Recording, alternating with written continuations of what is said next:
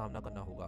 तब Tony bread को कहता है, मैं एक मिलिट्री बैकग्राउंड से हूँ और मैं यूएस मिलिट्री में कई साल ड्यूटी कर चुका हूँ। कुछ ही देर में पीछे से टोनी की आवाज़ आना बंद हो जाती है। जब ब्रैड पीछे मुड़कर देखता है तो टोनी वहाँ नहीं था। वह ब्रैड से अपनी जान छुड़ाकर भाग चुका था। अब ब्रैड अकेले ही जंगल में आगे निकल पड़ता है। जंगल में आगे बढ़ते हुए ब्रैड एक खाली पड़ी फैक्ट्री में जाता है जहाँ वो एक टेलीफोन को ढूंढ लेता है, लेकिन वह पुराने जमाने का टेलीफोन खराब पड़ा हुआ था। जिसके बाद ब्रैड साइट पर लगे उस टेलीफोन के तार जोड़ने लगता है और टेलीफोन काम करने लग जाता है। ब्रैड जल्दी से कंपनी के हेल्पलाइन पर कॉल करता है। ब्रैड हेल्पलाइन को अपनी लोकेशन और सब कुछ बता देता है, लेकिन लाइन में कुछ खड़बड़ी होने के कारण सामने वाले इंसान तक उसकी आवाज़ ठीक से नहीं पहुंच रही होती, जिस वजह से हेल्पलाइन वाले ब्रैड की कॉल काट देते हैं। तब ब्रैड को एक आइडिया आता है। वह अपनी बेटी को कॉल करता है और उसे अपनी लोकेशन और बाकी सारी चीजें एक पेपर पर लिखकर उसके ऑफिस तक पहुंचाने को कहता है। तभी बातचीत के दौरान पीछे से एक आदमी आकर ब्रैड पर हमला कर देता है, लेकिन ब्रैड उस पर बचकर उस आदमी को मार मार कर बेहोश कर देता है। तभी ब्रैड को महसूस होता है कि एक और आदमी इस कमरे में आ रहा है, इसलिए जल्दी से वो छुप जाता है। पर वो आदमी कोई और नहीं बल्कि टोनी था, जिसने बहुत सारे गुंडे को मारकर उनके हथियार ले लिए थे। अब वो ब्रैड को आवाज देता है कि डरो मत, बाहर निकलो। फिर जब ब्रैड सामने आता है तो टोनी ब्रैड को एक बंदूक पकड़ा देता है उसकी हिफाजत के लिए। जिसके बाद ये दोनों जब फैक्ट्री के नीचे वाले फ्लोर पर आते हैं तो उन्हें यहाँ पर एक कैमरा मिलता है। कैमरे की रिकॉर्डिंग और वहाँ पर पड़े पासपोर्ट से इन्हें पता चलता है कि इस आइलैंड पर रहने वाले आतंकवादी लोगों को